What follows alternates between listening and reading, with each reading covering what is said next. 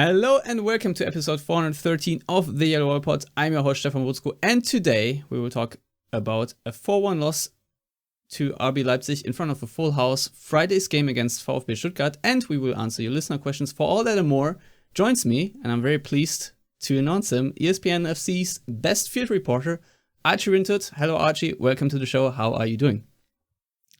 Thanks for having me, Stefan. I'm doing well. I'm a bit sweaty, just off my bike. But apart from that, I'm all good. Yeah, you had to drop off a parcel, or what did you do? I was just dropping off some clothes that have not made it through into my summer collection.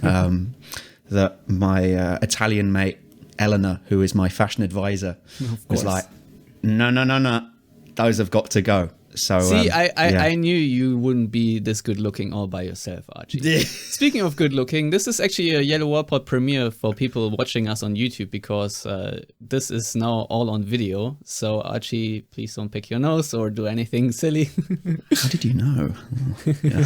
No, but before we talk about all things Borussia Dortmund, Archie, I have to ask you about a very sad circumstance, and it's that the English shops in Germany are closing, apparently, and you have been left high and dry. Do you want to call for help? Anybody listening to this, maybe sending you any of these? I don't even know, crisps.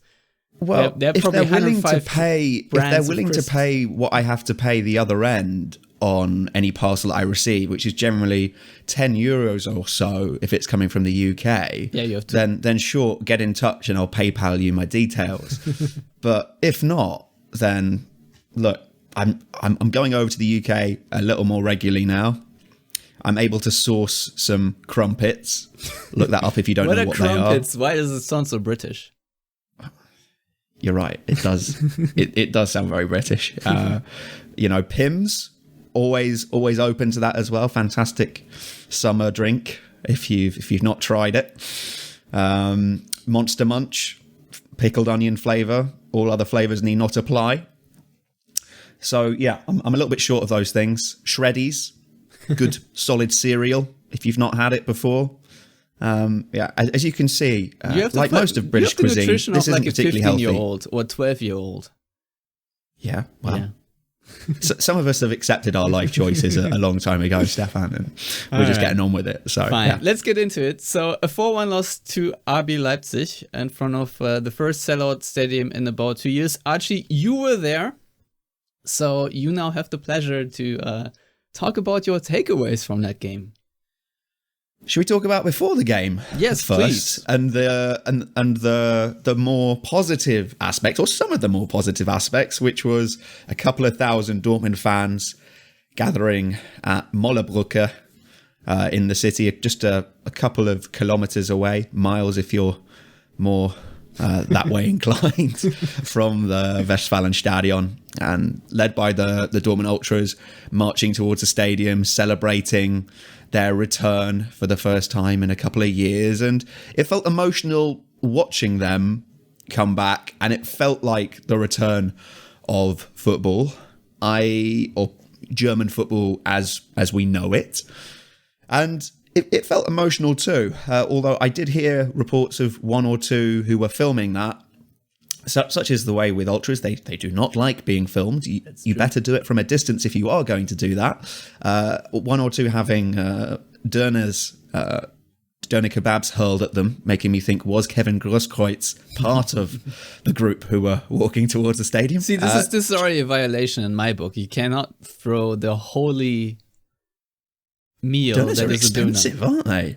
Like, you're literally throwing a good €5. It's like these people who throwing a full beer, like, when scoring. I mean, it happens a lot in German stadiums, granted, but through emotion. But I feel in England we've seen through a lot of European Championship and past World Cup celebrations, at least up to semi-finals and finals. Cries a little bit. Just this tradition of throwing your beer everywhere. But, in Germany it feels more sensible. Maybe it's the grass is greener gene in me. But yeah, so there was a bit of that going on. But all that I saw was the vast majority, as ever, being in the right spirit and, you know, just feeling that adrenaline kick of being back with their mates and going to the stadium again. And it felt like that as well. If we transition to for the first 20 minutes or so, it felt like the players were really getting a charge from that, getting that current which was running through the stadium that has been missed for so long, and which I think saw Dortmund's home form dip, particularly last season, without the fans for a full season. And then when that chance, those two chances didn't go in, firstly, the Marco Reus threw on goal, squaring it to Erling Haaland behind him. And then when Mohamed Simakan misjudged the ball and the ball ran to Erling Haaland, who wasn't looking 100% sharp, as I wouldn't expect him to be. He had a very thick ankle. Yeah, I don't know. Did you see the screenshots from the game against Armenia? I mean, I did. The ankle really twisted. That looked like a season-ending injury.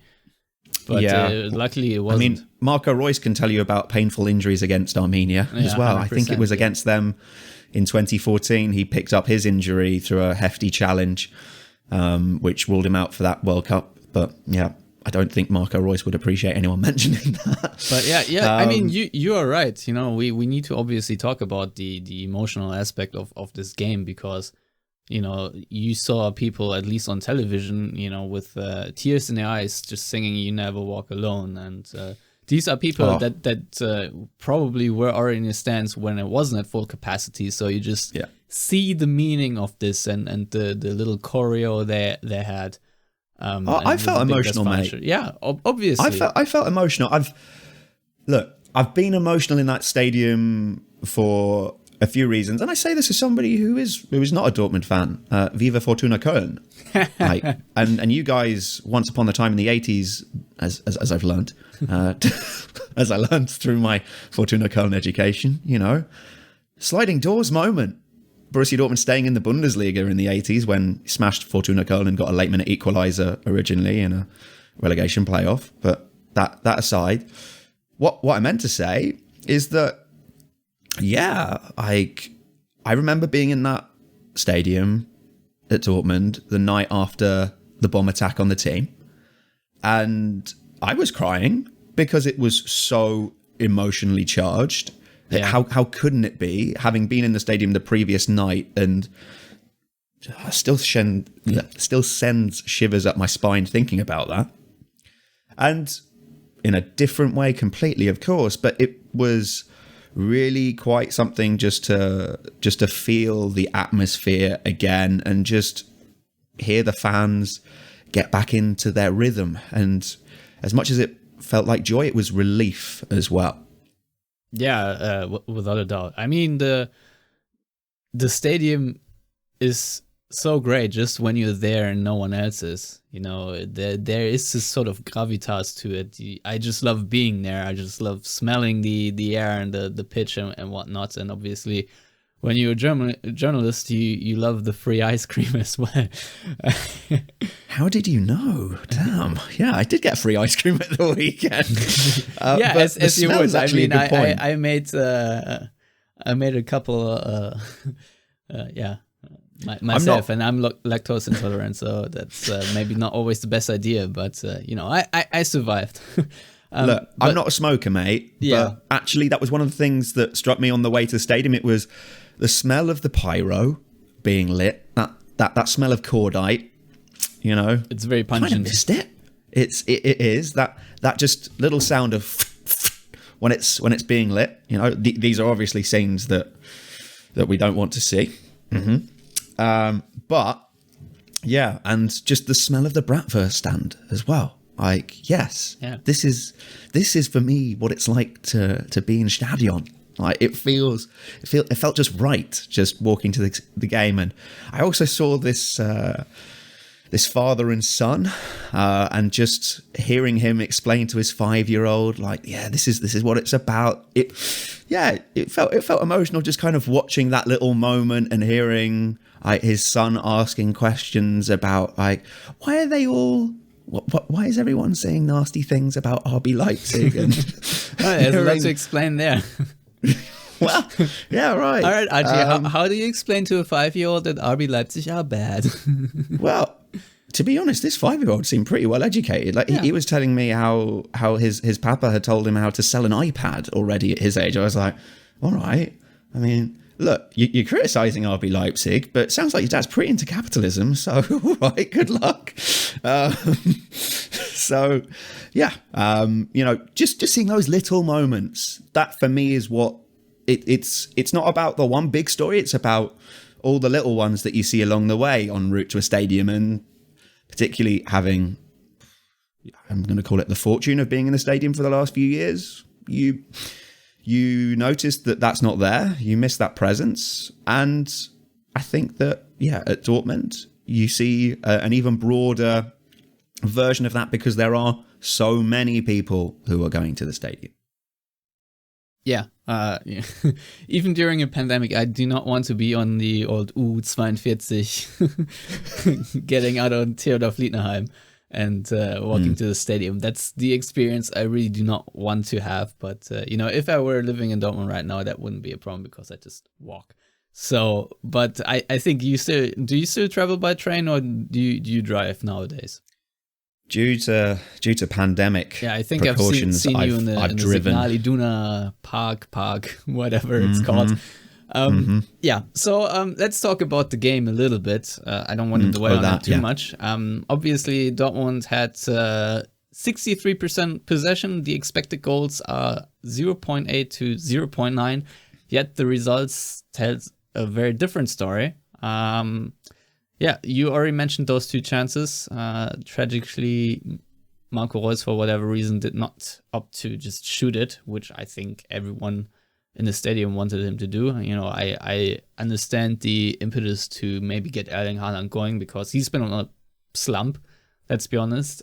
He has not been in the greatest form, and so trying to set him up, would have been perfect. I mean, if you make the pass and connect, no one's going to complain, but you didn't, so there you go. And I thought this was a game that you could see coming from miles away in the result, in the playing style. I think Tedesco, before the game, when he was asked about containing Haaland, he said something about, well, we want to have the possession, and if you have the possession, they can't get to you. I thought that was a very bold-faced lie by him, because Tedesco football, it's always about organizing it very deeply. It's very, I don't know if I want to call it Atletico Madrid kind of approach, but it is defense first and then transition offense. And if you look at the squad that Leipzig have, that is probably the perfect way to approach a game in Dortmund, because really you just have to wait for Dortmund to beat themselves, and that's pretty much what they did, because Emre Can, I think, won a nice dribble duel, whatever, with a bit of luck against Conny Leimer in the 19th minute, and then in the 20th minute he thought, oh well, that worked so well, let's try this again, and then it did not work out, and Dortmund got sucker punched by Leipzig. I think that was actually the very first chance of the game, right? So amazing pass. There was a little chance for Andre Silva before that. Yeah, but it did not register as a shot. Okay, yeah, sure. And there was an Andre Silva chance 6 minutes after the Liner goal. So maybe that's the one you think. But either way, long story short, Dortmund conceded and then sort of fell apart. And I don't know how many long balls were, about 100. Wasn't a season high. I looked it up. Dortmund elected to punt the ball, trying to evade Leipzig's pressing and get behind the back line. And it really only worked the first time for the Marco Reus chance. And other than that, it was a lot of giveaways and a lot of, a sign of uncreativity. I think there's a few points to make. Firstly, the opening goal from Konrad Laimer. It looks like it's at Emre Can's door. And once again, we hear Mats Hummels between the lines criticizing a teammate, saying we have to do better in that situation. But once again, where is the collective responsibility from Mats Hummels? Because sure, Emre Can loses the ball there.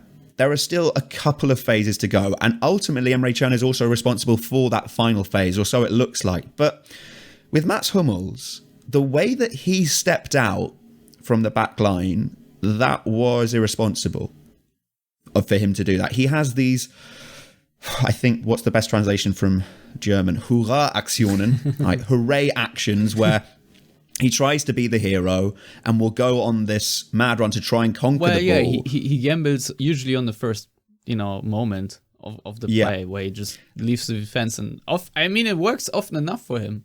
But when it doesn't, it leaves a gaping hole, especially when you play with a back three. It's not a good idea. In your own final third, to do that, when Leipzig have the ability to play those passes between the lines, between the men, those Schnittstellen balls, as you call it in German. And I don't think any German ever call it Schnittstellenball. Well, sure. You know what I mean. Schnittstellenpässe. Yes, there you go. Are you happy now? Yes. Okay. Gotta be accurate, Archie. just have to come up to your standards. And look, like that for me is a problem. And Emre Can, okay, here is a guy who can do a job in various positions. That much is clear. The problem is he's being asked to paint the Sistine Chapel, and he's your handyman. Like, he's not the guy who should be being dotted around every week. This is why I think you see someone like Joshua Kimmich at Bayern saying, no, this is my position and this is where I'm going to play, because you fall into the danger of being this everyman for every position. And I think that Emre Can has suffered partly because of that. Emre Can is not a terrible footballer. I saw the question on Sky posed to I think it was to Marco Rosa and to Gregor Kobel after the game about whether it was a question of quality, which essentially, I can tell you from interviewer speak, is saying, is he good enough? Which is harsh, because it's not, the problems that are at Dortmund right now are not down to any one player.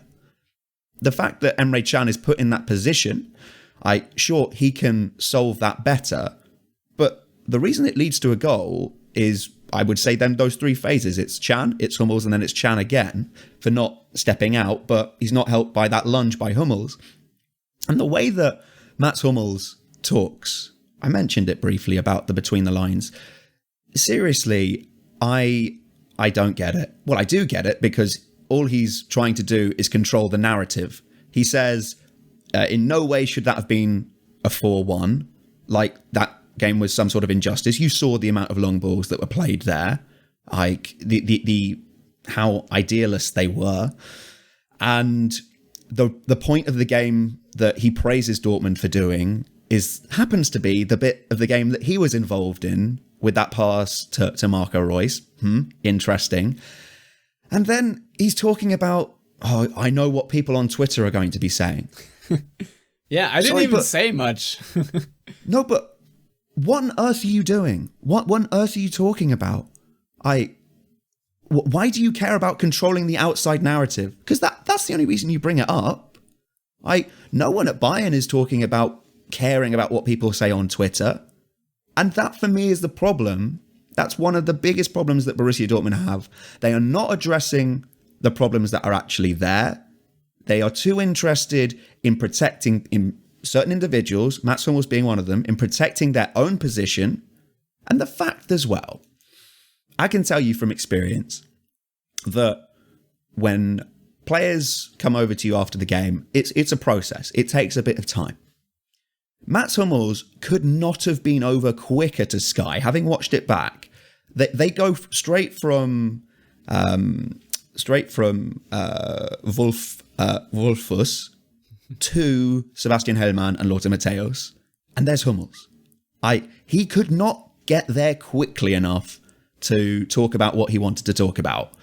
And then after the interview, after trying to play this nice guy role, when effectively once again he's thrown his teammates under the bus, you can see on camera him being very short to one of the press officers at Dortmund, which you've lost. There's no need to be rude. There's no need for it. I don't like that at all. And I think to think that he thinks that people can't see through this. Well, I'm sorry, but he's part of the problem. He's part of the problem. It is this lack of collective responsibility. And when I hear the way that somebody like Gregor Kobel talks, just an example. When Marco Reus was going through on goal, he was asked about that. He said that he could barely see it, didn't really know what happened. Whether that is the truth, I don't know. But you're protecting your teammate at least, right? And that's what I feel like Gregor Kobel is doing when I spoke to him at the weekend. The first thing is he's looking at himself, and if he's done something, he'll hold his hands up to that. And to be fair to him as well, he's coming out in his second language and speaking very well. And, he's putting his finger on the pulse much better about what's going on and not throwing his teammates under the bus, so to speak. I think it's just really poor form. And Mats Hummels is meant to be one of your leaders in the dressing room.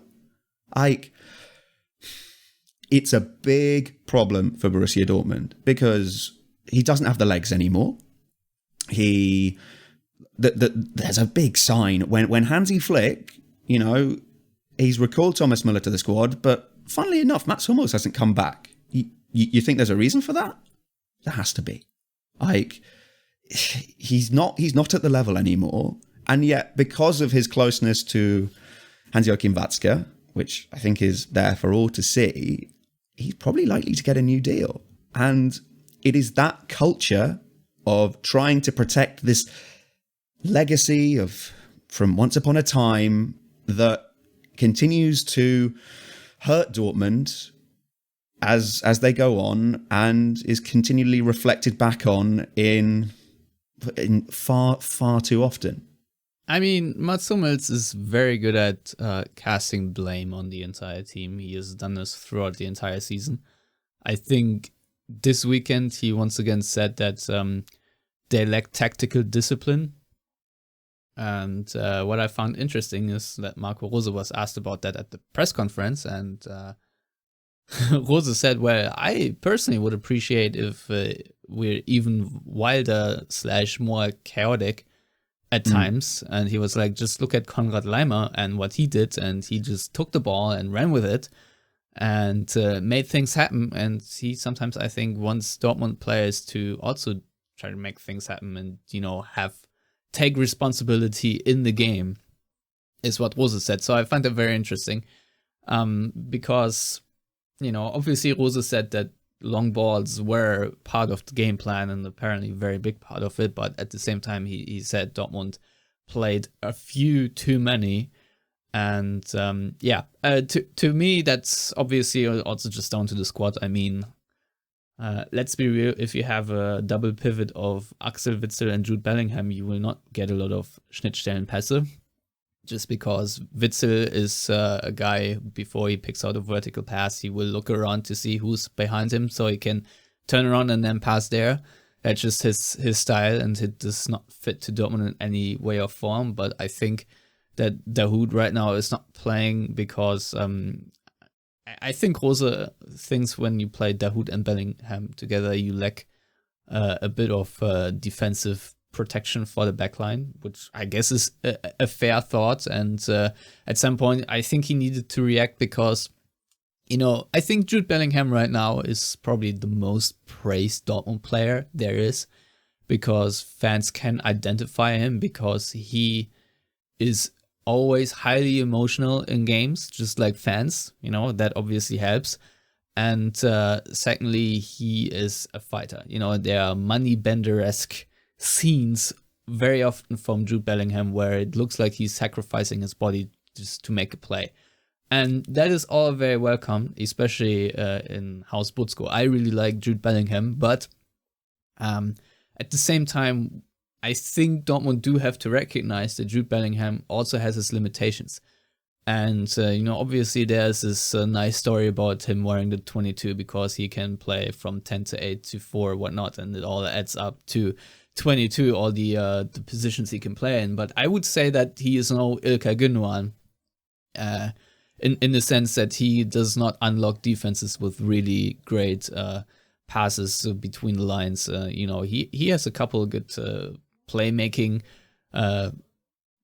I guess, swagger about him every now and then, but it's A, not consistent, and B, it's not good enough to unlock a very well organized team like Leipzig. So the creativity, it's lacking that delicate touch. Yeah, really, isn't it? It is.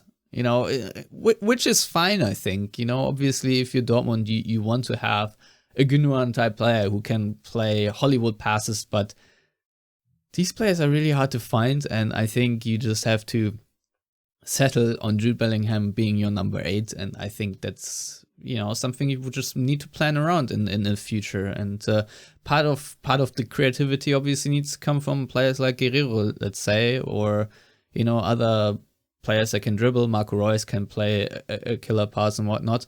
So obviously there are ways to get around that, and maybe you find a number 6 who can also play a decent pass. And we will probably talk about Dortmund's backline later too, which is often tasked with playmaking as well. So that's just a point on Bellingham. Yes, there, mate. I think that it's actually a problem how much responsibility he's having to take. Yes, he shouldn't be in this position at being, 19 years old? And the position that he's gone to in the club where he is one of the leaders on the pitch. This was not the dynamic a few years ago when other teenagers have come into the club. It's not like that. No, I don't think quite in the same way. Look at Julian Weigl when he came in and how much responsibility he assumed immediately. True, but it felt like there were still some more senior individuals in the squad who had more talent than these players, more influence in the team. And right now, it feels like the most influential players are the youngest ones, and the youngest ones who are going to push off. I feel like this has very swiftly been a theme for a while, though. Just look at Jadon Sancho in the past, or Dembele. So I mean, the point is it's not being sat on by senior individuals in the team. That Jude Bellingham at the weekend, for example, what you won't have seen on the TV is that the whole team, bar him, goes over to the South Stand and applauds, and then Jude Bellingham follows after. Jude Bellingham needs to be going with the whole team and not having his own personal round of applause. I get that he's emotional. You could see him talking with Erling Haaland at certain points towards the end of the game being like, what is going on here? I get his frustrations, but someone needs to put an arm around him and be like, the club comes first. Not Jude Bellingham. And I think that you can see he gives absolutely everything, as you've pointed out.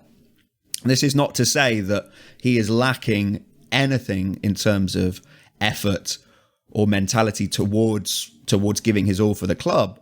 But after what happened with Nico Schulz, he, I think, has stepped out of line a couple of times. It's fair to say that.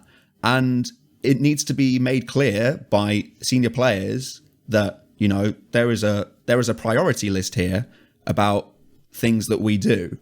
And because there are so many, there's no real English word for Baustellen. Construction sites. Construction sites, yeah. Problems sounds more serious, but to be honest, it's probably more accurate right now with the way that the squad is working. That that doesn't get picked up on, and there is such a responsibility that is being pushed upon Jude Bellingham that he's happy to take. He really lives that. You can see the way he runs around whipping up the crowd, and he wants that. But it's also too much for a teenager who is still finding his form and will still have those performances where he's not quite on it. That's a reality of growing up as a player. Kylian Mbappe, if even he can go through a lean phase, then everyone can. I mean, we always say that about young players, but the truth is even veterans go through these phases just the same. Yeah, right, exactly. Down to form. I mean, look at Emre Can, for example. Prime example. He was signed to be the veteran who would be the person, as you just said, to put his arm around Jude Bellingham and tell him what's what. But his on-pitch performance throughout this entire season has been lackluster in a way that is appalling, because he's made so many rookie errors, if you will. Be it in the Champions League, where he's given away penalties, really harebrained mistakes and silly fouls and red cards and all this nonsense, that I'm at the point that I'm just, please just punt Emre Can into the sun. I do not want to see him at the club anymore. You can be nicer than that. Yeah, I'm trying to, but punt him into the sun. It's a metaphor, but you know what I mean. It's I just like to not have to deal with Emre Can's shenanigans. Can spot the fan in the future. Yeah, I'm not a big Emre Can. If I was talking about a Fulham player, I might say the same thing. So yeah, fair right. Yeah. So yeah. It is what it is. I mean, he can do a quality job here and there, but I just don't think he is fulfilling the task he was signed for. But that's it. But what was he signed for? To be the veteran guy in whatever position. See, this is the problem. And there is no settled position for him. Exactly. And I know that he is a utility player, but what Can leads to for me is the bigger picture of what is being asked of the players by Marco Rose, and even above him, what is the big game plan of how Borussia Dortmund are going to play? And after nearly a season of watching Marco Rose football, I can't really recognise many trends of style of play, or indeed much progress or development. It's pretty, occasionally things go upwards, but it's just been a season of workmanlike victories, really, apart from the opening day against Frankfurt, I think. Excitement of the Leverkusen away game, but even then, that was a pretty tense affair where you could say that the referee probably won it. All the same, it's like... The connoisseur handball you're talking about? Yeah, Kosunu, that's the Kosunu, one.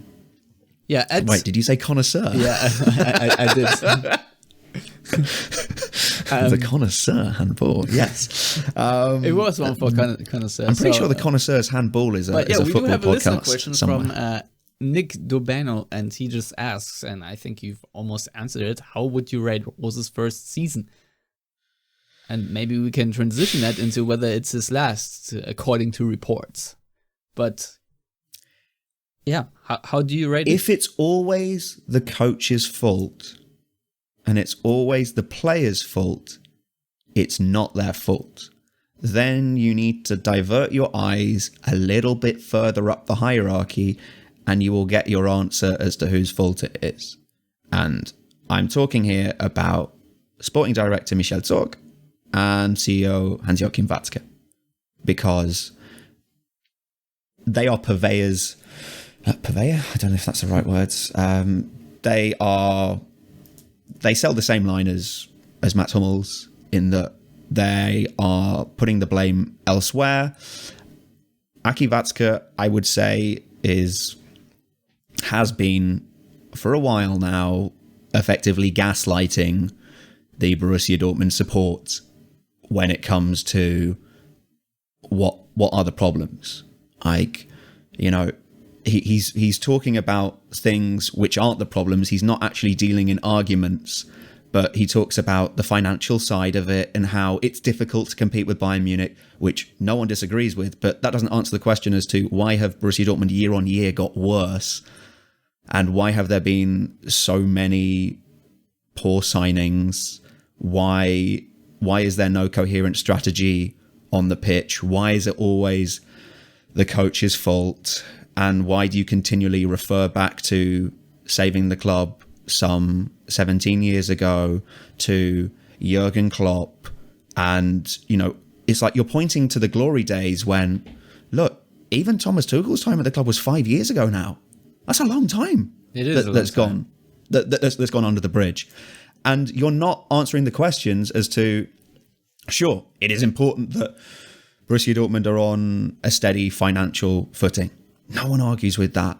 But is it possible to run a club better than Dortmund are right now? I think it is. Easily. Exactly. I think we've and been that's talking all the about fans this the want. entire... Yeah. The fans want progress. Fans accept that Bayern Munich have the money that they do. I speak to them all the time, and no one's upset with that. No one's upset. Fans don't want their club to be Bayern Munich. They just want some form of improvement and to be able to feel something, some sort of identification. Speaking to a Dortmund fan earlier today, actually, who was telling me that she's envious of Eintracht Frankfurt because they get to feel more in European competition than Borussia Dortmund have since that Champions League final. They've got to a semi-final of the Europa League, at least. They've got to a quarter-final now against Barcelona. They are having these famous European nights in their history that Borussia Dortmund have really lacked, and you would have expected at least a couple more to have happened. Of course, they were on the verge of that with that when Henrik Mkhitaryan rounded the goalkeeper against Real Madrid. Maybe it wasn't so far away, but it's felt far away. Yeah, I mean, Henrik Mkhitaryan feels very far away. Yeah. You talk about He does. Tuchel being far away, Mkhitaryan is not much further away. But look, that's the point with Marco Rose, is he can only do so much. And you think of the way that Dortmund really fought for him. I mean, let's put it this way. They effectively set the Bundesliga on fire to get him because look at the amount of coaching carousel changes that triggered. And to go and get him from Gladbach, and then paid, what, you go and 6 make million such or an so? effort. Sorry? I think they paid also 6 million, right? There was even a transfer fee. 5 million. Oh, 5 million. Yeah. And you think of all that, and you go get him, and you don't really back him. Like, you get him to just be like the latest doll in your shop window of being like, look, this is proof that we're going. But has he really been given the players and the resources to do that? There's so much at Borussia Dortmund right now, which is not right. The biggest light I can find in the gloom is Gregor Kobel, and he's been in goal in the season where Dortmund have conceded more goals after 28 match days than they have in the past 14 years at this stage. It's a really weird dynamic, and it's not, I would say, I think you asked him how bad it feels to be that guy right now, even though it's pretty much not his fault. Yeah, I did, and like he's if look, you've mentioned this summer clear out that well, I don't think we have yet on the pod, but this summer clear out, which is on the cards with Sebastian Kehl coming in, taking over from Michel Zorc. And like he's in this, new utopian Borussia Dortmund that if we're sporting directors, Stefan, yes, you and I, what a world that would be. Then I think Gregor Kobel is one of the leaders in that. From what I've seen this season, I go back to the way that he talks. His whole attitude, even when things are looking very bleak, you always see him rallying. You always see him keep going, weitermachen. And that is the kind of guy that I want to be battling on the pitch with. But apart from him, how many more of the current crop would you say 100% definitely want them on board? That's the difficulty. Yeah. And I think someone like Marco Reus as well, I'd still want him around. I think that he's a victim of almost being burnt out by this whole situation at the club, for having to front up continually for mistakes that he can't really control how the club is being run. There's only so much that he can do, and this guy has shown enough commitment to the club, whether it was signing a new deal when the club was 17th, all those seasons ago, and making sure that he was there for the club. The club's been there for him as well. But I think you see when he goes through on goal so many times in the last few years, he's just overthinking it. And he's almost having to take on too much responsibility. Marco Reus was in the better days some years ago, he was left to do his job. And in an ideal world, I think that that would happen a little more. He's doing his best, but I can understand why he flips out every time he's asked about mentality, because there's definitely a part of his brain where he's thinking, is it this? It's not. And because I love this club, I can't really go into the details as to why. So that's why I think he gets angry.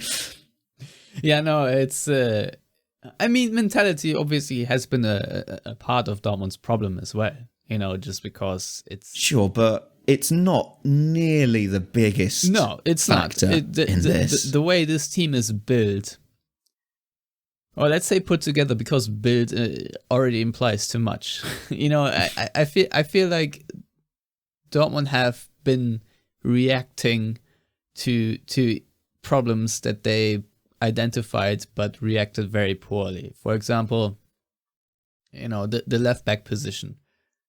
Marcel Schmelzer had a lot of injury difficulties. Guerrero was never the fittest, and Dortmund were absolutely desperate for a new left back. It was a time when Durm also had his problems and whatnot, and so they went on and signed Nico Schulz for 25 million. And back at the time, it was already, who in their right mind would do such a transfer? He was a wing back, and Nagelsmann had a whole freaking system in order to bring out his strengths and hide his weaknesses, and Dortmund think, oh yeah, we will replicate that. But then also have like Lucien Favre, who will never do something like that. So I don't know, nothing made sense in the recruitment in so many years. And, I think the higher ups trying to replicate a brand of football that they saw under Jurgen Klopp, where they thought you need some midfield enforcers too. They signed Delaney, they signed Can, and so on and so forth, where they just hope, okay, if we have these mentality players, whatever that means, magically this will mean the entire team will now play a cohesive counter-pressing or something like that. Mm-hmm. And to me, I think there have been just too many errors in recruitment. And I mean, you hit the nail on the head. No one really knows what the philosophy is and what the club is going for. I mean, we've talked about this on the show so many times. It does not make sense to have Peter Bosz, then Favre, somewhere Stöger in between, and then Marco Rose. You'd be nice to P. Sturgs, yeah? Yeah. No, it was fun to ask him questions, go back and forth on him at press conferences, but and he got that one in the Champions League. But I think overall the vision has been lacking. I think the Dortmund bosses sort of know what they want to see, but they just never managed to actually put this into action. So now we have a question from @KJJJ Williams, and he asks, what sort of project do Dortmund seem to be building toward? Because Kehl, etc. seem to make a lot of noise about a transformative summer and who does/doesn't fit.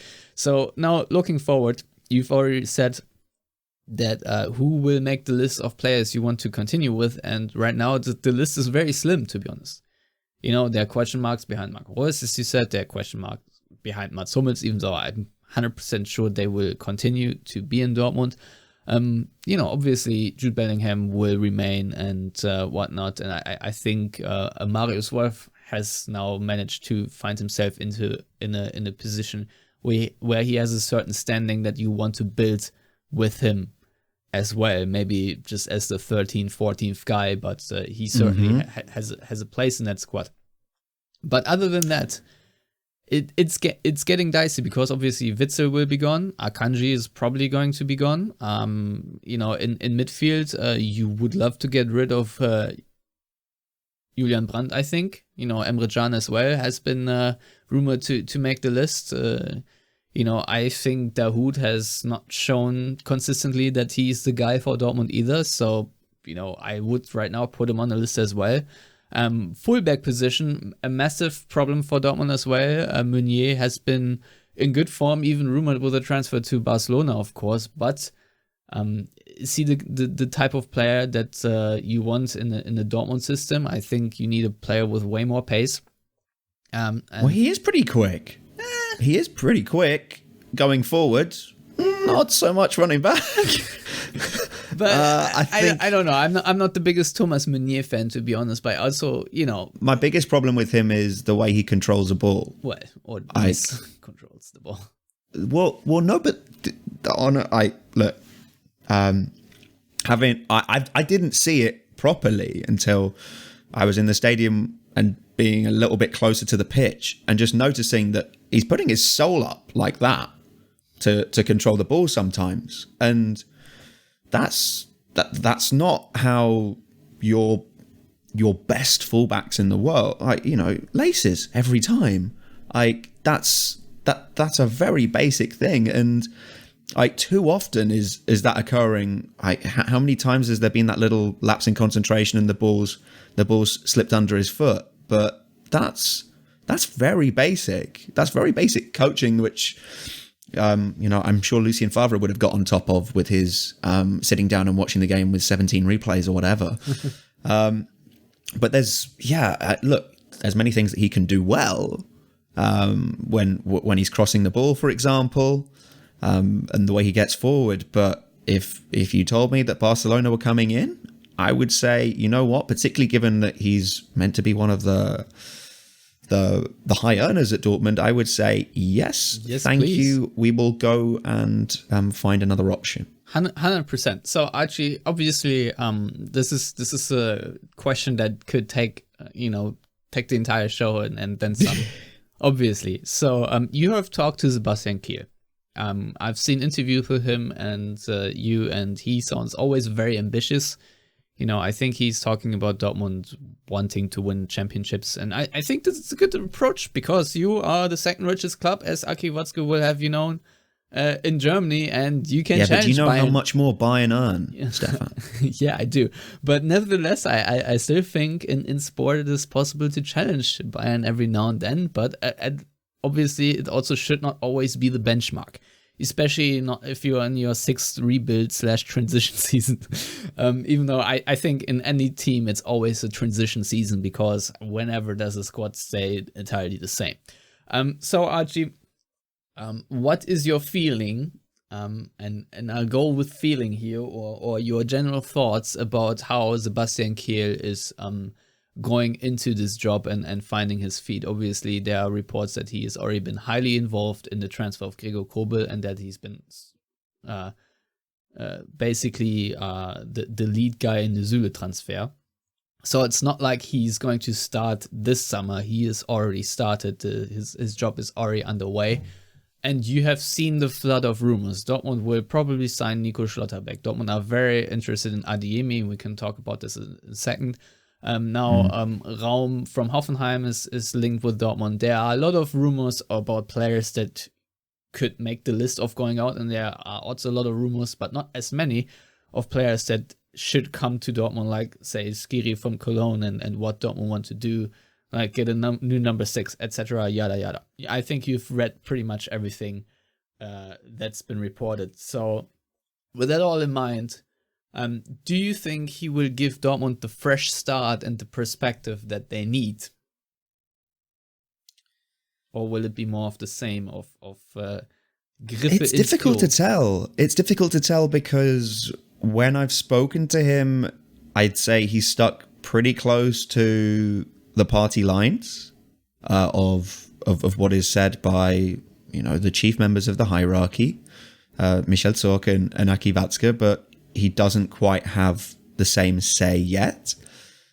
I'd be intrigued to know, by the way, what Matthias Sammer is really doing, because from far off, we all would love it to seems know. It seems like Dortmund are paying. Improved really since he came. Like the I don't know if his. Look, from the outside looking in, it looks like just hush money to stop him from criticizing the club. Maybe on national TV, which is and to making those kind of analyses that he was, and he was asked on Amazon the other week about his role, and he said that he's a whisperer. And anyone who has seen Matthias Sammer in his punditry, or indeed heard reports of what he was like at Bayern, Matthias Sammer doesn't whisper. So that for me set a few question marks in my head ringing. Sebastian Kehl, I'm intrigued to see how he takes the job on, because the truth is, I don't know. I don't know exactly how he's going to do it. I've heard some good reports from people I trust within the game about his approach, but let's see what happens when he is given the reins and how much of the reins he's given, because you hear from the way that Hans-Joachim Watzke talks that he has quite an involvement and quite a say on the football side, but I think that's part of the problem is he's overreached in what he's done. Sebastian Kehl, you can sense that he understands how a dressing room works, and that for me has to be the priority. How can he get back the dressing room dynamic at Borussia Dortmund, because that looks way off kilter right now, and making sure that you are getting the right characters in that dressing room who are going to all be pushing in the same direction. And I think that is the biggest challenge ahead for him. Sure, look, you want to sign players of the necessary quality, but I don't think that should really be a problem for Borussia Dortmund, even if there are, as Watzke is at pains to always point out, financial considerations to be to be taken into account. But yeah, dressing room dynamic has to be top of that list, and then start working from there. Right. So Luke Hoss wants to know, what positions do you wish you'd see solved/solid in 3 to 5 years' time? Easy answer, every position in that time frame. But I think it's smart. It's smart getting those centre-back positions sorted. Right. Look, for it anything other than Emmanuel Akanji departure this summer is going to be surprising. I think, as I've made quite clear, that it should be time to cut ties with Mats Hummels as well. And I think just getting away from that mentality of the past. And okay, the fact that Sebastian Kehl, your club captain during those good times, is becoming your sporting director is maybe not a great sign on that dynamic and trying to make a break with it. But Dortmund need to be more clinical and less emotional in the way that they're making decisions. And there needs to be this break away from this harking back to those moments. Well, when it comes to news, according to Roman Bürki, football is a cutthroat business, so at least there's some direction if you want. True, but yeah, I think they've got a key position sorted right now. Yeah, for the next 5 years. I didn't think that. I was skeptical about how well Gregor Kobel would work out, and have been pleasantly surprised by how well he's done. But anyway, you were talking about the back line. Yeah. First and foremost, Mike, get your centre back sorted. I think Niklas Süle is a tremendous signing on that level. And from a Bundesliga point of view, good to see someone going after Bayern a bit and recognising that Bayern are also not in a great shape right now. For all the problems that we've talked about here with Borussia Dortmund, Bayern have got their own in terms of their squad dynamic and how good their signings have been in recent years and how they're going to solve their own contract situations there. So they've got their own roadworks to be getting on with. But yeah, first and foremost, sort out centre backs, and then look, after that you could run wild. It's a lot harder. There's many cliches in football, but I do think that one that really does hold true is it is a lot harder to build a backline than going forward. You are always going to find attacking players who can score goals. Finding a stable central defensive partnership should be the number one goal. Yeah, I think we had the question of direct tricks. What's the ideal backline setup with whom we have, who we are getting and rumored getting? So I think it's hard to say, because to me there's no ideal backline in my mind before you also fix the fullback situation. which is also very important for Dortmund. Because just look behind me, there's this beautiful Marcel Schmelzer kid.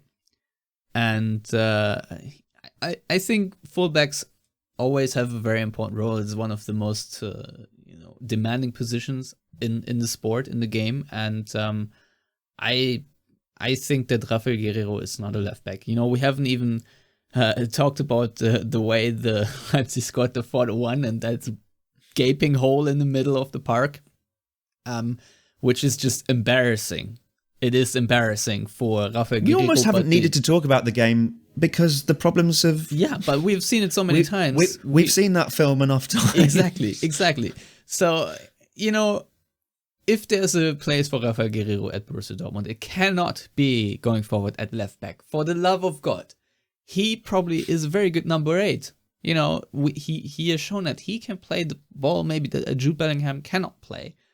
And I know, if you're really honest, he probably makes a list of players that need to go out too.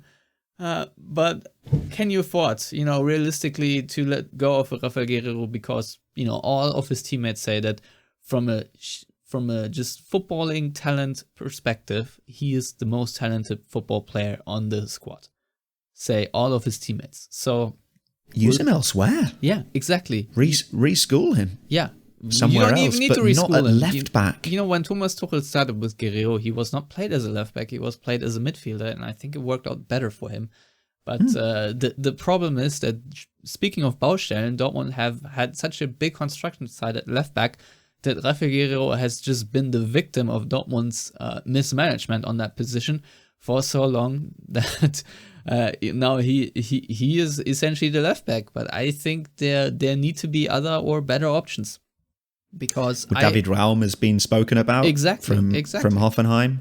Exactly. That would be an amazing transfer. I don't know if Dortmund can pull it off or not, but after signing Toljan and Schulz from Hoffenheim, I think third try might be third time lucky.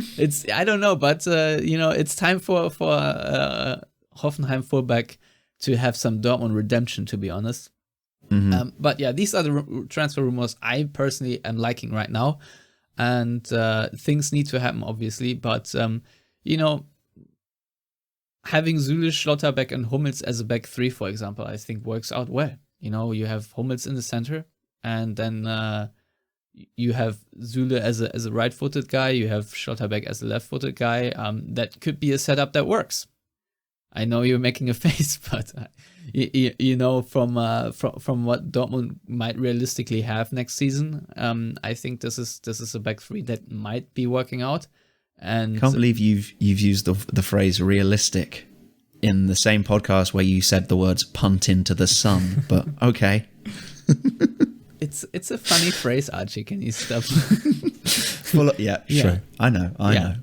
Or you can go eat your trumpets, mumpets, or whatever they're called. I've got 18 crumpets. Well, crumpets, there we go. I've got 16 crumpets here. Yeah. Anywho, so, but back to my point I was winding up, is that I think we always have to talk about long-term planning. You have to talk about anchors, and then the plug-and-play guys, basically, that can work around that. And I think you need to build from the back up to the front, usually. That's my approach. You have a solid goalkeeper, you're trying to take care of the center backs and fullbacks, but most crucial position, obviously, center of the park. So you need a good number 6, and then hopefully a good number 8 to connect the back line with the front office of the football pitch.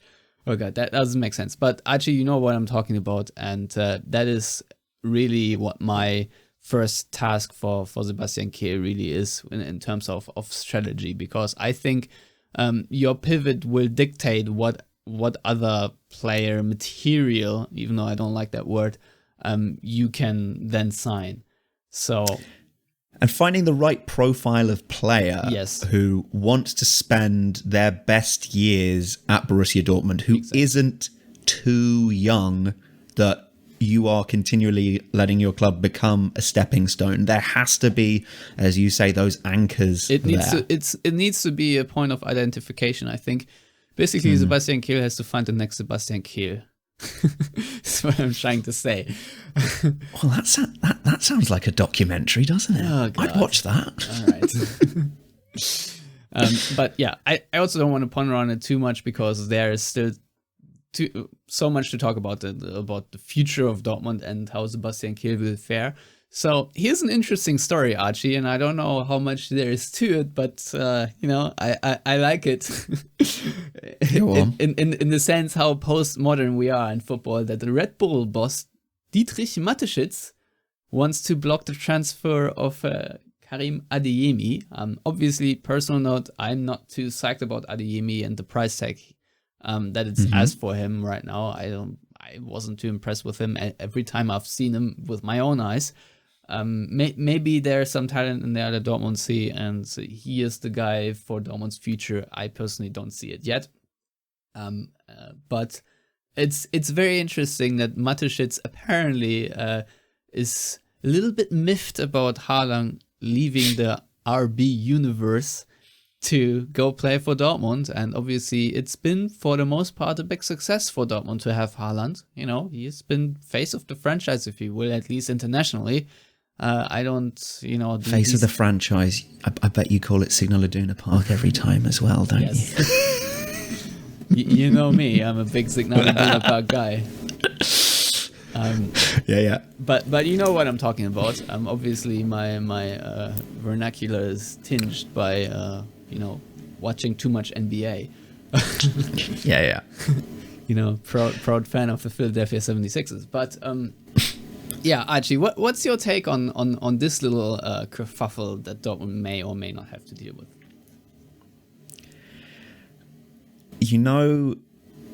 Well, okay, in England, right? If you're on a night out, okay, and you're having to hold your mate back from someone else. I've never been in that position, but I've seen other people who have been. Neither have I. Right? And, the thing you might hear is like, he's not worth it. He's not worth it. And in this case, I mean, Karim Adeyemi, I don't think is, because of the amount of money that Dortmund are going to have to lay out for him to then get a possible sell on. That's a very high risk transfer.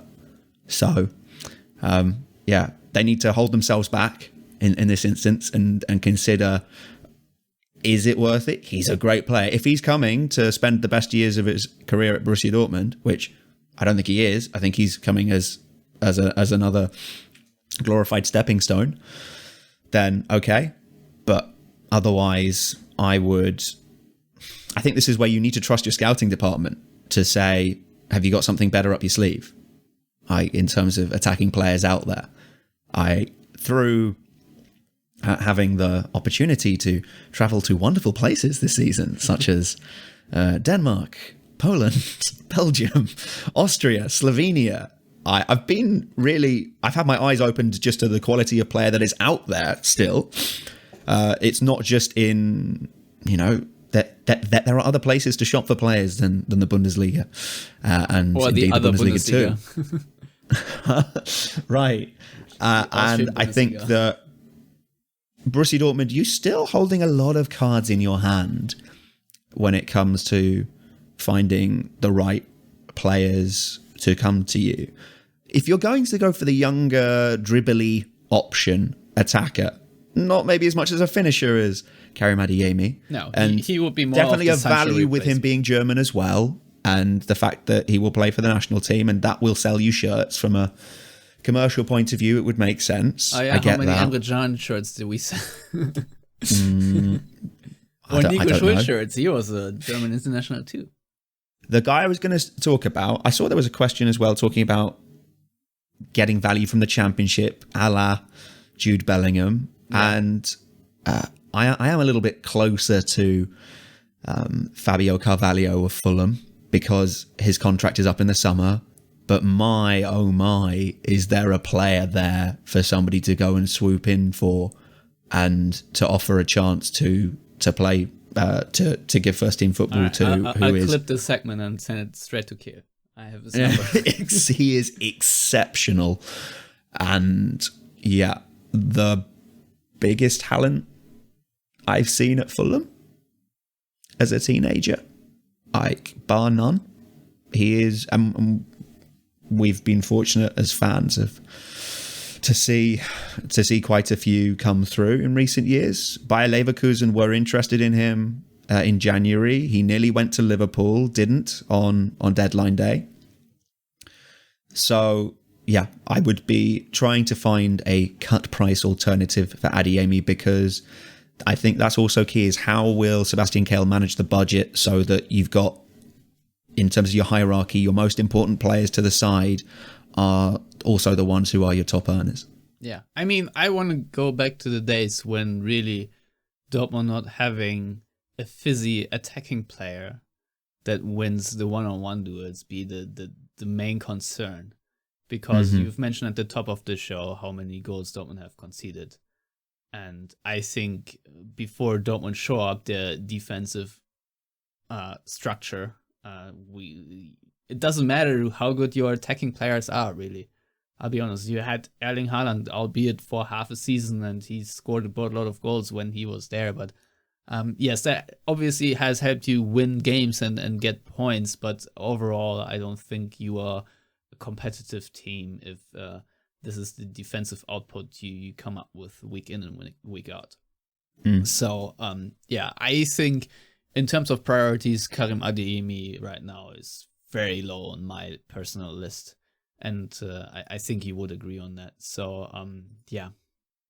But I also agree on the fact that Dortmund have to be more creative. You know, there's obviously Adeyemi is not the secret player you dig out from the second division in France, right? You know, he is he would be a big name signing, if you will, even though he is playing for RB Salzburg. But I don't think we're at the point where Dortmund need this, and I also don't think it would be wise to spend these resources, because Dortmund's resources are very limited, as are everyone else's post-pandemic or still during pandemic. So yeah, it's it's amazing that only now, after 2 years, we had the first full Westfalenstadion, and you know, Bratwurst being sold again. And who knows how long that it's going to last. And the pick and mix. And the pick and mix. Yeah. With all the various sweets. That was back. I mean, it was back a few weeks ago, but, you know, in all its glory. My wife has spent ungodly amounts of money on that stand. Like, when I come back from work, there'd still be like a couple of bits in the pick and mix that she bought. And yeah, I was always very happy. Woman after my own heart. Yes, big fan of that. Yeah, the pick and mix stand is amazing. I think there should be one at the press catering too. You know, it for all I know, it can replace the fraudulent currywurst, because let's be real, in Dortmund you need to be proud of a good currywurst, and whatever they're serving there isn't it. So just do away with it and get the pick and mix. So, isn't fraudulent currywurst the name of your Twitter burner account? It absolutely is not. It's not? All right. No. Okay. Just wanted to check. No. You would not know my burner account, and I'm very grateful for that. So, speaking of things that could burn, it's Marco Rose's coaching seat, according to Bild, if there will be another bad result next weekend, which is a report that I personally find laughable.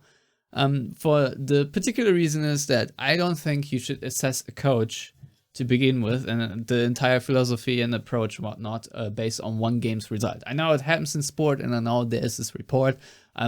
First, I don't take it seriously. Maybe Bild are trying to saw on this chair, or maybe Dortmund are trying to cover off in case they have lost confidence. But I think if that is so, then they need it's almost like they're trying to point the finger somewhere else. I don't know, but it's a weird one to me, because I think Dortmund should not sack Rose quite yet. I think he needs to be given more time. Maybe you can make the case, maybe people can make the case of why Rose is not the best fit for Dortmund, and I'm welcome to listen. But at the same time, I think there are so many other problems that you should hold on to him and see what he can deliver you with a newer squad, let's say. And if problems prevail maybe with him that Dortmund's seen, identify, then that's fine. But I think Marco Rose is a good coach.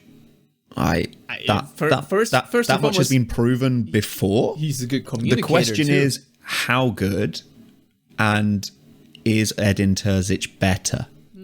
I don't know. Those are the questions for me.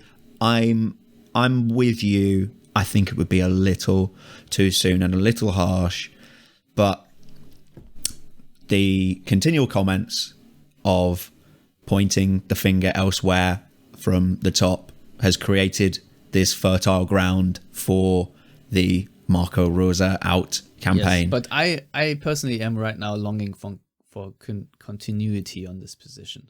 Sure. So I also think that Marco Rose overall is a good communicator and something that Dortmund need on this position. Just look back at what, Favre was a good coach too in many ways, but his communication to the outside was shambolic, and I think Rose is fulfilling that in a good sense. Obviously, Terzic did a good job as well, but I also would like to have Terzic more in a higher up position and pull the strings more in the back. That's my personal preference. Obviously, there are better coaches out there than Marco Rose, I'm sure of it, but can Dortmund get them and be, am I trusting Dortmund right now to make a coaching hire that is going in the right direction? I'm not so sure. So for the time being, I personally would hold on to Mr. Rose and sack him then maybe later if he is clearly to be blamed. But right now, I would hold off of that. So that's just, I don't know. To me, an article from Bild like this is irksome because it was basically said, okay, Rose has the full backing, and now not all of a sudden he does not. So I don't know. It raises an eyebrow for sure. I don't know how you feel about this. What I've seen as well, just from the personal side of the guy Marco Rose and the way he conducts himself, I like the more human touch that he has to him, albeit when he effectively found another word for mentality this season with Haltung, poise. I had to roll my eyes a little bit, but look, I say just from the very small interactions that I've had with him, even at the weekend he came over, I didn't have an interview with him, but because Janaga Fjortoft was next to me as well, he came over, shook hands with him, shook hands with me, just walking on by. You still feel that human touch, which is, I'll be honest, is not there with everyone. And I mean, in life as well, not just in football. And I've got time for those people. And yeah, as we've addressed, the Borussia Dortmund is he as nice as Peter Stöger is my question. Well, what's nice? What's nice here? Are we talking you'd want to go for dinner with, and or you're having a drink down the pub? I think that's a difficult one. I think both questions would be Stöger in my point of view. Because I personally really like Stöger. I'd want Stöger as my uncle, and I'd want Marco Rose as my mate. Okay. If we're going into, you need to contextualize down a dark alley, what relationship. I want Marco Rose with me. What relationship do you have with your uncle? I need to contextualize this. It's like he's gonna put an arm around you at sore times, but he's also there to be a bit cheeky, and yeah, I think P. Sturgs would just he's got the dry one-liner. He does. Up his sleeve, and I think Marco Rose is a bit more on the front foot, to use a cricketing analogy that no one will understand, when it comes to the way he is in press conferences. If he hears a question that he thinks is a bit off color, he'll say it that way, and he'll come up with the remark. So yeah, I'd say that's it's an avuncular quality as well. But yeah, that's how I'm contextualizing it, if that's all right. Yeah, I now will be busy Googling what avuncular means. Avuncular means like an uncle. It's just a bit of a flashy word for it, I think. So you're referring to Marco Rose as avuncular / like an uncle, but you want Peter Stöger as your uncle? No. I'm saying Stöger is avuncular, but Marco Rose, I'd want him as my mate. All right, we have bullshitted enough. We still have to preview the Stuttgart game, Archie. And that's a very serious game, and a game I've been looking forward to in the sorts of panic, glee, and I don't know, glee is not the right word, but panic and excitement. Let's put it this way, because Stuttgart right now are in 15th place. They're 1 point above the drop zone, and they just had a 1-1 draw against Bielefeld. And obviously I don't know if he's the main man or not, but Zaza Kalajdzic is out with COVID, unfortunately, because would have been nice to see, since he has been dubbed to replace Erling Haaland, maybe.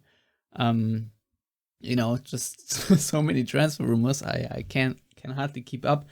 But what I wanted to say is that I recently, apart from the Bielefeld game really, but I've really enjoyed watching Stuttgart, because that team is alive, and they are, the way they've turned it around against Augsburg was just tremendous. And apart from a couple of blunders by Mavropanos and co here and there, and throughout the entire season, I really think this is a team I believe in.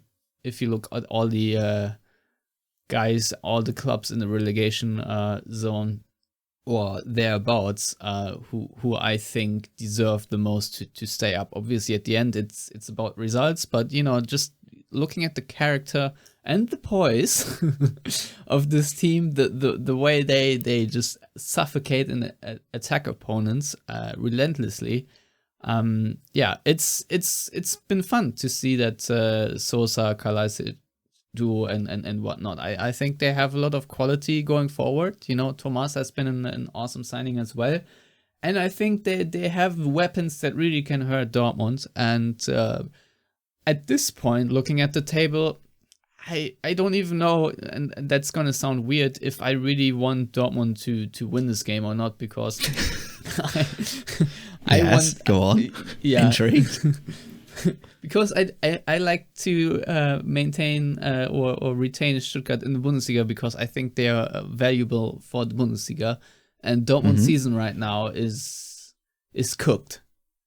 I don't think there's anything salvageable from Dortmund's season. So I personally do not care. Let's put it this way. Obviously, don't want them to lose. That I always root for Dortmund to win, sure, but you get what I'm saying. I'm rooting a little bit less. Let's say if Dortmund lose this game, it's not going to be as painful for me as, say, the Leipzig game, where there's no chance in hell that I want to see Leipzig succeed in anything, but completely evaporating. So, Archie, say what you really think. Yes, I'd rather not. I don't know if that I'm going to be legally liable after that. But Archie, I think this is, for a Friday night game, a very exciting Bundesliga game, and I think you would love to have people tune into ESPN FC. So obviously my first question is, are you going to be there in Stuttgart to bring us the updates and news live from the venue? I will be there. Have you done any prep work already, since it's Wednesday and the game will be in 2 days' time, that you can now share with us, or is this something you will do tomorrow? Production meetings tonight, Stefan. Yeah, Stefan. So I can't let you into too many secrets. Though we are going to be speaking to, all being well, Stuttgart coach Pellegrino Matarazzo for the game. So do tune in.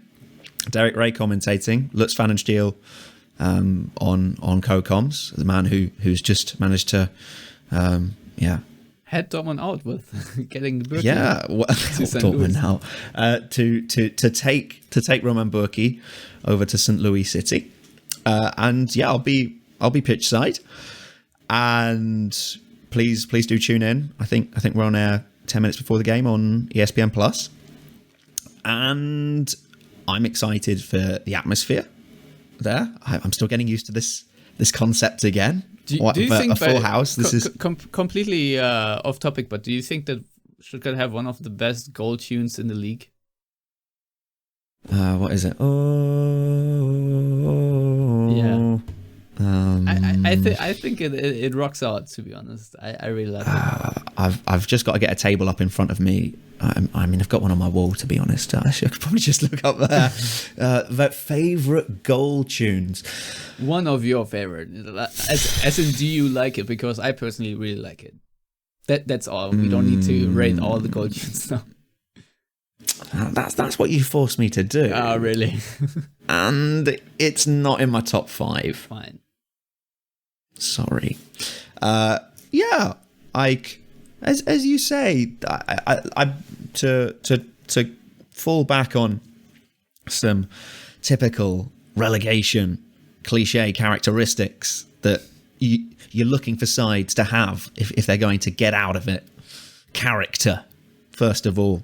The fact that they are unbeaten in 4, have won games in dramatic fashion in their last 2 home games against Gladbach, against a relegation rival Augsburg, and they've got a game to come again away at Hertha, and also just the way that they've managed to maintain their identity through this. They've made mistakes. They put their eggs in baskets which were injured for a lot of the season, and I think that it would have been different had that not happened. Do such a thing now? Yeah. So I like the direction that Stuttgart are going in, and I'm with you on them staying up. I think it would be good for the league, and interested to see what Sven Mislintat, formerly of the Dortmund parish, would do with the money in the summer, and that they've stuck with Pellegrino Matarazzo through bad times, whether it's these relative bad times or the ones that they had as it looked like they were going to not get over the line in the second Bundesliga when they were trying to achieve promotion. So yeah, Mislintat's eye for a player is incredible. I don't know where he found Thiago Tomas. Yeah, amazing player. Like every time I watch Stuttgart, there's a new player that I'd not really seen before, and he's pretty good. Oh, right, okay, yeah, and okay, yeah, it's a Mislintat job. Sure, I just kind of accept it now. And even in that game where they lost 5-0 to Bayern, that was a very tight game for 40 minutes, and was impressed with the way that they played. They went about themselves. They went about playing the game, and whilst that's some way back in the past, I've not seen much of them live recently, but I'm encouraged by the upward curve they're going on. And if you look at the sides down there, I agree. I think they are going to make it out, and I think they're going to make it a difficult time for Dortmund, partly on Friday night as well. So if you're Marco Rose, you've already been Sebastian Kehl or the sporting director today on the show. Now you're the coach. Put that hat on. Right. How are you going to tweak the lineup after the car crash that was the Leipzig game, if at all?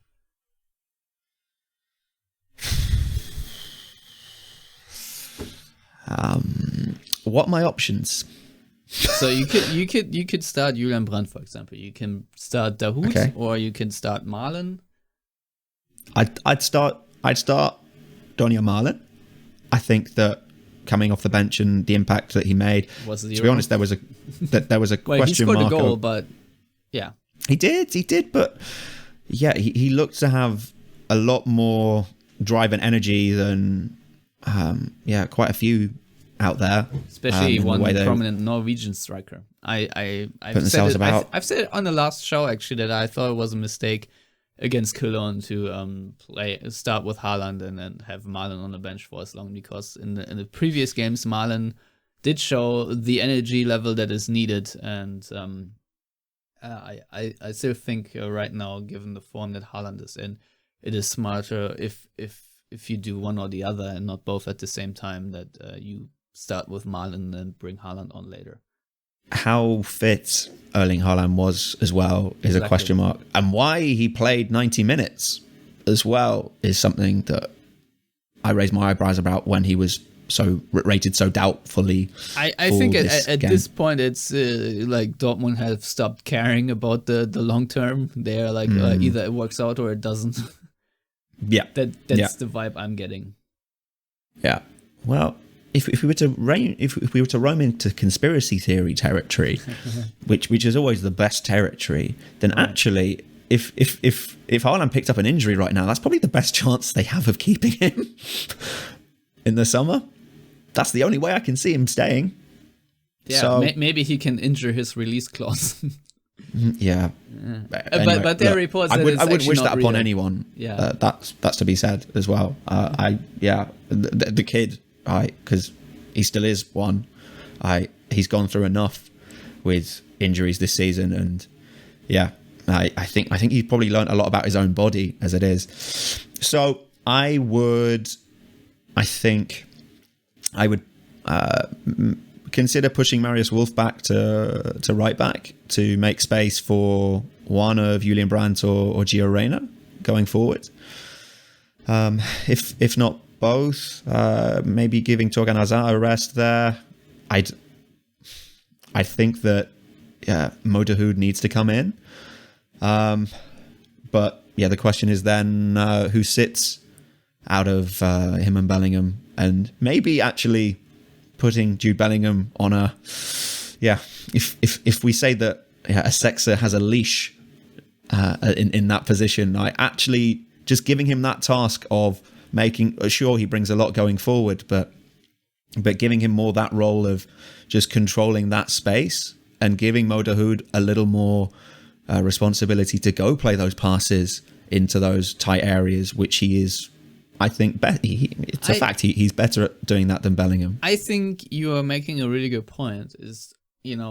I've talked about this earlier. You need this anchor in a double pivot really, and the question is Jude Bellingham good enough to be a number 8 in the long term? And right now, I'm a little bit torn. I don't think so. I think he could be more of a number 6, and now would be a good start to play him there and see what's what.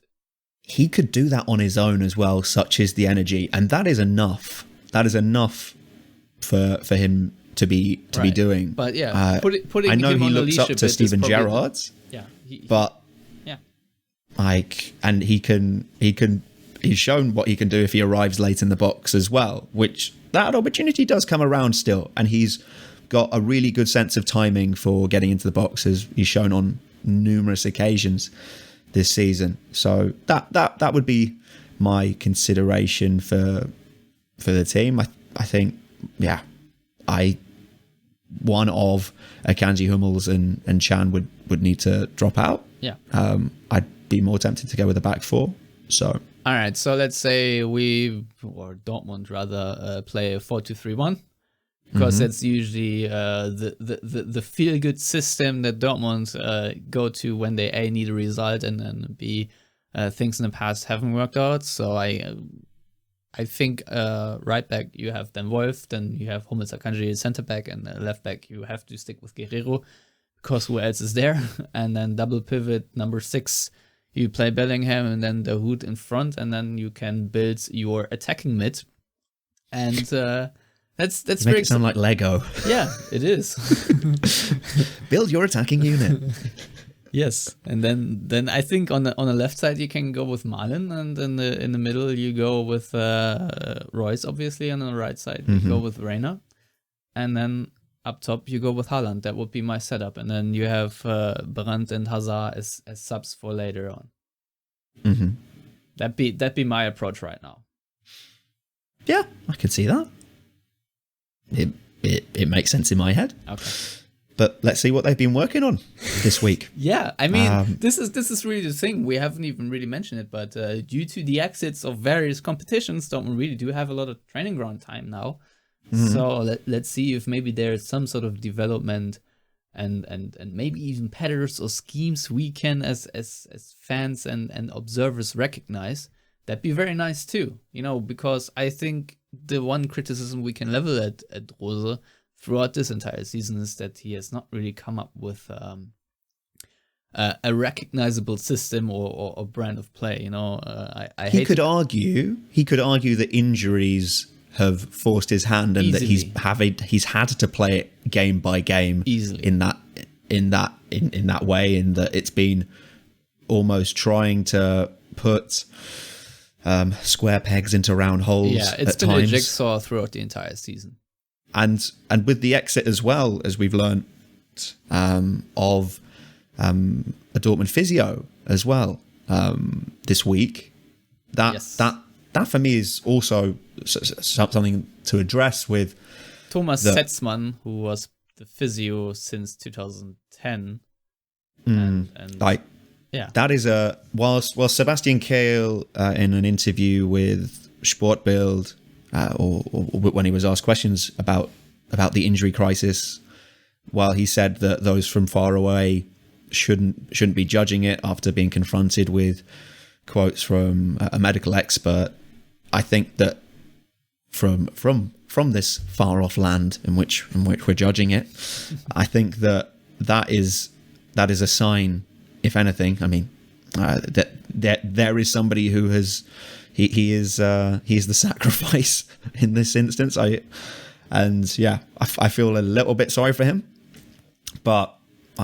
because I think there are several factors which go into it. The coach selects the style of play, in the intensity of which you play at and how you manage that. And I think we've seen with very intense, with very intense styles of play. I mean, there was a time under Jurgen Klopp when there were lots of muscular injuries, and I think that's been a similar case this season as well. So,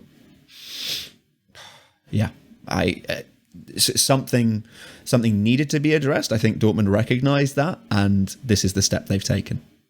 Right. So, obviously we can talk more about the physio getting sacked, but the problem is we do not have the means to really evaluate that decision. I think in the pre-pod, nor the expertise. Yeah, exactly. And in the pre-pod, you said that maybe you can allege that he was thrown under the bus by Dortmund. But it's really hard to say what it is, to be honest. Maybe there is good cause for him to be let go. Maybe there is not. I personally don't know. I'm just hoping for the best here. So, with that in mind, what is your scoreline prediction for the Friday night game? 2-2. I'm gonna say 3-2 Dortmund, because I, for whatever reason, think they will bounce back. That is that. Archie, I'm very glad you stuck out with me for 1.5 hours. Jeez. I mean, we didn't have a preview episode for the Leipzig game because I didn't find the time, but now we find more than enough time. I'm certainly confident that half the people that listen to this won't even make it to the end. But you did, and I'm grateful for it. So is there anything you want to plug other than ESPN FC, or maybe even ESPN FC, that's close to your heart? Or another shout out for Crumpets? You can not just watch you can not just watch Stuttgart Dortmund on ESPN Plus this weekend. You can watch every game if you want. So I believe that is... Well, you can watch every game of Bundesliga. Unfortunately, you cannot watch every game of Zweite Bundesliga, which is where it's really at these days. So please I'm working on it, Stefan. I'm working on it, mate. No, you've got it. You got it all there. In terms of plugging anything, no, not really. All right. I mean, if you want to follow my ramblings about the English shop in Cologne closing on Twitter, then at ArchieRT1. If you don't, no worries. Cool. Yeah, you can follow me at Stefan Butzko on Twitter. No ramblings about any English shops. You're assuming that people know how to spell Butzko. Yeah. I am. You think they do? Well, if you really want to follow me on Twitter and haven't yet, so please go on, I don't know, it's linked pretty much everywhere where you can find the show. But more importantly, we have a shop called Stargazy here on Passyank Avenue. It's in South Philadelphia. It's very close by where I live. And it's run by a Tottenham fan called Sam. And he makes really awesome fish and chips. And as someone who loves fish and chips, not the British kind per se, because I'm more of a kibbeling and patat guy from my days in the Netherlands as a kid. But yeah, shout out to him, because I was just thinking about me being blessed that he has in fact not closed down his shop, and I get to enjoy a good British fish and chips. Although I must say, I don't get this whole mushy peas thing. That really it's not for me. Each to their own. Yeah, I guess. But you can only push the British cuisine so far without it breaking. So, Anywho, Archie, it was fun to have you on. Good thing we're wrapping up now for your sake. Yeah. I think so too. Yeah, you can follow all of us at Yellowwallpod on Twitter and Facebook. If you want to subscribe to this podcast, go to iTunes, Stitcher, SoundCloud, Spotify, etc. And obviously, if you want to see us do this show, you can do so on our YouTube channel, which you can also find at Yellowwallpod or The Yellow Wall. And that is it for this week. We shall be back with another episode next week to discuss the Stuttgart game. And maybe there's another emergency podcast on the line if the reports indeed hold true. Who knows? But in the meantime, I'm grateful for everyone listening or tuning into the video feed.